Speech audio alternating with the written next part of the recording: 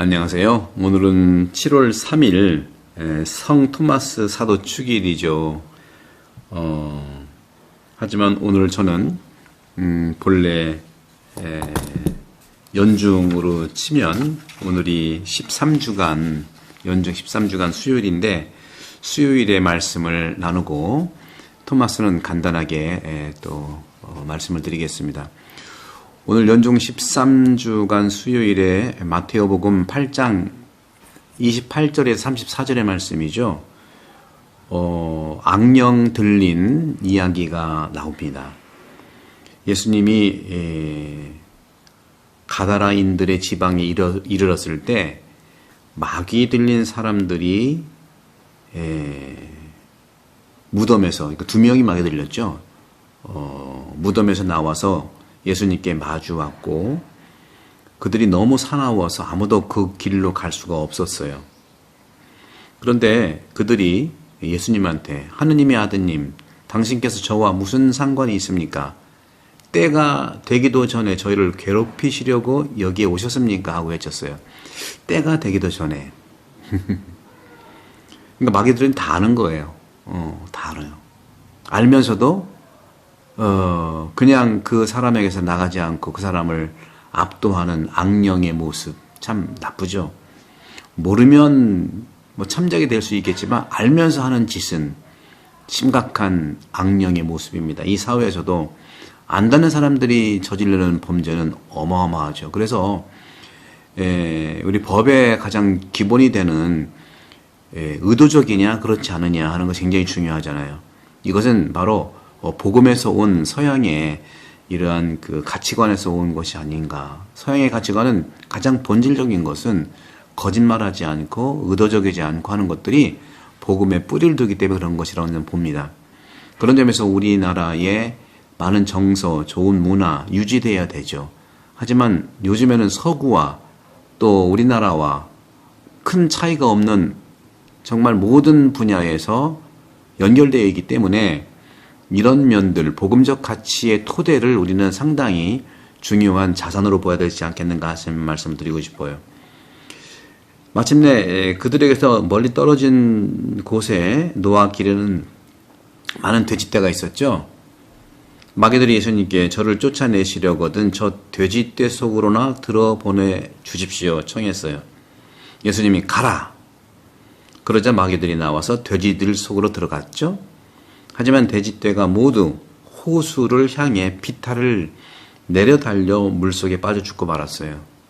돼지가 무슨 잘못입니까? 돼지를 치던 이들이 달아나 그 고을로 가서 이 모든 일과 마귀 들렸던 이 일들의 일을 알렸다. 그러자 온 고을 주민들이 예수님을 만나러 왔고 그들은 그분을 보고 저희 고장에서 떠나주십사 하고 청하였다고. 아마 그냥 상상인데요. 돼지떼 주인들이 아니겠는가. 손해를 보고서 떠나달라는 거 아니겠는가.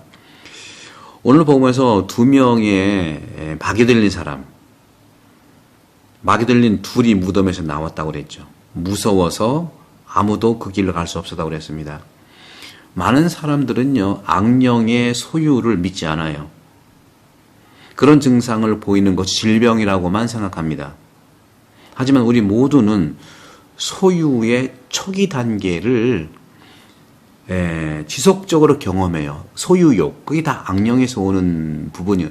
에바그리우스도 8가지 나쁜 생각에서 탐식이라든가 또 소유욕이라고 하는 그런 모든 부분에서 탐욕, 이런 부분들의 초기 단계에 속하는 것이죠. 인간의 존엄성은요, 완전한 자유를 요구합니다. 하지만 얼마나 많은 사람들이 종생활, 즉 노예 생활을 하고 있습니까? 법적으로는 노예가 없죠. 그러나 얼마나 정치적으로, 종교적으로, 또 문화적으로, 또 경제적으로 여러 분야에서 이런 노예 생활과 같은 일을 당하고 있는 것이죠. 얼마나 많은 사람들이 부당하게 감옥에서 썩고 있겠냐 하는 것이죠. 옛날부터 무전유죄, 유전무죄라는 말도 있잖아요. 이 모든 것들은요, 외부에서 오기 때문에 이걸 바로 폭력이라고 부르는 거예요. 하지만 인간은 내부로부터도 노예가 될 수 있어요. 소위 가스라이팅. 계속 압박하는 거죠. 없는 말 만들어내고 있는 말 중에서 빼고 조작하고. 그래서 언론이 중요한 거죠. 그런 점에서 우리는 종종 자신을 통제할 수 없을 정도로 열정에 사로잡혀서 무책임하게 행동하는 사람에 대해서 얘기를 해야 됩니다. 그리고 얘기를 하고 있는 거예요. 우리는 그를 돕고 싶고 그에 대해서 연민을 갖고 있어요. 하지만 고정관념의 그런 독특한 악한 모습, 그러면 독성이라고 하죠. 악성이라고 하죠. 고정관념의 그런 독성 앞에서 무력감을 느끼는 건 한두 번이 아니에요. 얼마나 우리가 이 세상을 살면서 그러한 그 법치적인 것뿐만 아니라 정치적으로, 경제적으로 이런 무력감을 느낍니까? 자본주의 앞에서 무력감을 느끼고요. 여러 가지 정치적인 측면에 정말 황당한 모습들이 얼마나 많이 일어납니까? 이러한 변태는 어떻게 발생하느냐? 이러한 괴물들은 어떻게 발생하느냐? 살다 별거를 다 보는 경우가 많잖아요. 설명은요, 의사라든가 심리학자들이 할 수 있는 범위 안에서 물론 맡겨야 됩니다. 흥분해서는 안 되는 거죠. 법적인 것도 법 기술자가 아니라 법 철학자라든가 법을 살아가는 정말 학문을 하는 사람이라든가. 하지만 우리는 그러한 고정관념이 때때로 아래와 같은 데에서 유래한다는 것을 느낄 수 있고 알 수 있어요. 어떤 걸까요? 일종의 최면처럼 다른 사람이 행사하는 그런 제안들이죠. 그렇다면 가장 먼저 해야 할 일은 문제를 일으키는 사람들로부터 거리를 두는 것이 필요해요. 코로나가 문제를 일으키는 거리를 두었잖아요. 그런 것처럼 이러한 그 말씀드린 것처럼 고정관념, 어떤 고정관념의 독성, 악함 이런 부분에서 우리는 멀리 해야 된다는 거죠. 그렇다면 가장 먼저 해야 할 일은 뭘까요? 말씀드린 것처럼 문제를 일으키는 사람들과 거리를 두는 건데, 하지만 우리들에게 제안을 하는 사람은 오직 사람들 뿐이라고 확신할 수 있겠습니까? 사람들도 이용당하는 거죠. 다시 말하면 성경에서의 악령은 그 악령의 영향력을 믿는 데에서 시작하는 거예요.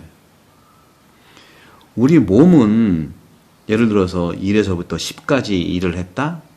배웠다? 그러면 그 다음에는 11도 할 수가 있어요. 우리 몸은 그런 항상 할 수 있는 능력이 있는 건데, 그렇지 못하다는 불안과 생각과 누구로부터의 어떤 그 가스라이팅이라든가 좌절과 이런 것 때문에 10은 고사하고요, 유지도 못하고 7, 8로 떨어지는 경우는 다 생각 때문에 그래요. 성경은요, 이렇게 악의 영향력을 드러내고 있는 고발하는 성경이에요. 따라서 우리 신자들은요, 악령에서 완전히 벗어나기 위해서, 즉 벗어나려고 노력을 하는 게 필요하고요. 그 노력 때문에 우리는 악령도 경험할 수가 있는 거예요.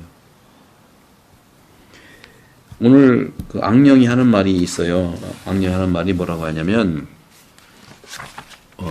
그쵸, 여기 오늘 토마스가 아니니까 보시면 그 악령이 하는 말이 있어요. 하느님의 아드님, 당신께서 저와 무슨 상관이 있습니까? 그러니까 어떤 공통점이 있냐, 그런 뜻이죠. 무슨 상관이 있습니까? 때가 되기도 전에 저희를 괴롭히려고 여기 오셨습니까?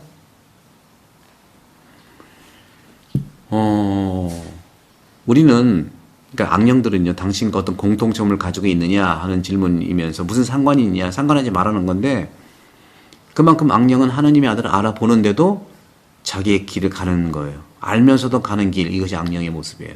분명히 그 길이 정의의 길이 아니고 불의의 길이고 사람을 괴롭히고 폭력하는 길인데 그냥 가는 거예요. 최면 치료사는요, 치료 중에 누구도 참석하는 것을 허용하지 않는다고 그래요. 평범한 생활에서도 다른 사람들에게 영향력을 행사하고 싶은 사람이 있죠.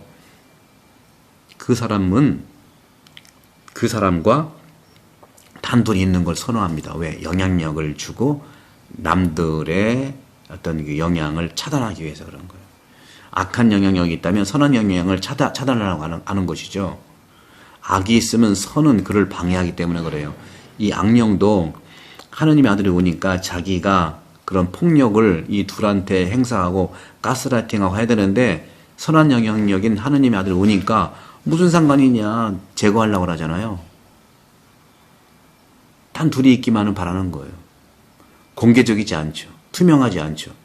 따라서 악령은 공개적이지 않고 투명하지 않고 늘 집단적이고 집합적이고 또 집착적이고 몰입적이에요. 누구도 상관하지 않아야 돼요. 독고다이라고 할까요? 대화도 필요 없어요. 그래서 악령에 사로잡힌 경우에는요, 사로잡힌 사람은 신성한 대상, 즉 하나님의 아들이죠. 예를 들어서 신성한 형상이나 어떤 우리가 이제 성수가 있잖아요. 거룩한 성수 뿌리면서 기도하잖아요. 이런 것의 존재 격렬하게 반응합니다. 그런 경우 있잖아요. 무당집에 가서 무당을 구슬하는데 거기에 사제나 수도자나 또 기도 열심히 하는 사람이 있으면 아이 가라고 하잖아요. 그런 영향이 있는 거거든요. 물론 굿이라고 하는 것이 올바른 의미에서 우리 전통적인 그러한 올바른 찢긴 굿이라든가 정말 희생적인 굿이 되는 건 당연한 건데 미신화됐을 경우를 말하는 것이죠. 하지만 이것은 예외적인 경우고요. 정상적인 삶에서도요. 같은 일이 일어나지만 규모는 더 작아요. 예를 들어서 에바고리서가 말하는 그 8가지 악습에서 탐욕이 있고 또 식탐이 있고 그 다음에 음욕이 있잖아요. 또 분노도 있고 뭐 쭉 있는데 특히 성욕에 사로잡힌 사람은요. 교회에 들어오지 않습니다. 누군가에게 또 화를 내는 사람은요. 복음을 묵상하기가 쉽지가 않아요. 그것은 왜 그러냐? 상호 배타적인 정신 상태이기 때문에 그래요. 성당은 나눔을 얘기하고 성당은 정화되는 걸 얘기하는데 음욕은 안 그렇잖아요. 그죠? 복음은 이웃들에게 친구에 화내지 말라고 하는데 화를 내잖아요. 그렇죠? 그 반대되기 때문에 이런 일이 일어나는 것이죠. 따라서 사람이 부정적인 영향 없이 결정을 내릴 수 있을 때까지는 선을 행하겠다는 결심을 강화해야 합니다. 아우구스티누스 성인께서는요. 이렇게 말씀하셨어요. 더러운 영이 용납할 수 없는 말씀이 있는 성경을 읽음으로써 성적 생각의 소유에서 해방되었다는 것이죠. 아우구스티누스가 그렇게 경험을 했지 않습니까? 그러면서 오늘 연중 13주간 수요일에 이 마테오복음에서 특히 뭐라고 하냐면 31절에 보게 되면 31절에 이제 8장 31절에 보게 되면 마귀들이 예수님께 저희를 쫓아내리시거든 저 돼지 떼 속으로 드러내 보십시오 한 다음에 34절에 보면 돼지가 다 죽었잖아요. 그러니까 온 고을 주민들이 예수님을 만나러 온 거예요. 컴플레인 하러 왔겠죠. 그들은 그분을 보고 저희 고장에서 떠나가 달라고 청한 거예요. 동물들은요. 요즘에 이런 것들을 보게 되면 여러 가지 할 말이 많습니다만은 동네에 납골 땅에 들어온다. 또 그건 이해를 할 수가 있을 수 있어요. 성당 안에 납골묘를 이렇게 한다든가 할 때 그 주변의 민원이 드세잖아요. 그죠? 우리는 생과 사를 멀리하는 그런 경향이 있지요. 당연히. 또 마을 근처에 쓰레기 소각장에 들어온다. 근데 정화는 분명히 시키긴 시켜야 돼. 이것이 이제 지자체에서 참 어려운 부분이 있는 거죠. 그런 점에서 동물은요, 자신의 영역에 대한 감각이 뛰어납니다. 그래서 다른 동물들을 쫓아내요. 개들도 그래요. 막 만나면 싸우잖아요. 개들이 가다가 이제 소변을 보잖아요. 자기 영역을 얘기한다고 하잖아요. 사람들도요, 집에서 같은 일을 합니다. 왜 이 모든 장벽이 존재할까요? 자기 자신만의 삶의 이미지와 정체성을 구축하는 데 있어서 일관성이 없는 것은 무엇이든 장애라고 보기 때문에 그래요. 하지만 무엇이 낯설고 무엇이 불안한지에 대해 잘못 생각을 가질 수도 있는 거예요. 생각의 변화가 필요하죠. 예를 들어서 어떤 사람은요, 비극적인 실수를 저지르고 예수 그리스도와 예수님 그리스도의 가르침을 혼란스러운 요소로 여길 수가 있는 거예요. 그런 다음 우리는 우리 영역에 들어오지 말라고 그리스도께 기도하는 거죠. 성 요한의 말에 따르면 요한복음 3장 19절에 사람들은 빛보다 어둠을 더 좋아했다고 고백하잖아요. 왜냐하면 빛은 어둠 속에서 아름다워 보였던 많은 것들의 모습을 바꾸어 놓기 때문입니다. 하지만 밤은 잠을 자기에 가장 좋은 시간이기도 하죠. 일어나면 불을 켜고 또 일을 시작하잖아요. 선한 일을 하는 그 길을 따르기를 원하는 사람들은요, 세상에 오는 모든 사람의 빛이신 그리스도의 현존을 사랑하는 것이죠. 이 시대의 악령에 들린 모습들 속에서 주님의 해방이 요청되고, 따라서 하느님은 예수 그리스도를 통해서 인간 안에 악령이 영향을 주는 그런 것을 제거하기 위해서 오셨어요. 교부들도 그런 얘기했고요. 특히 도스토옙스키도 그런 얘기했죠. 하느님은 항상 악령과 싸우신다. 그 장소가 어디냐? 인간의 마음이라는 얘기죠. 우리 마음속에 마음을 두고 복음으로 살아가기를 축복드리고, 오늘 악령의 두 모습과 또 그 온 마을 사람들이 예수님을 떠나게 해달라는 그 마음을 잘 들여다보시면서 오늘도 축복된 하루 되기를 기도합니다. 성부와 성자와 성령께서는 여러분 모두를 강복합니다. 감사합니다. 구독, 선교 부탁합니다.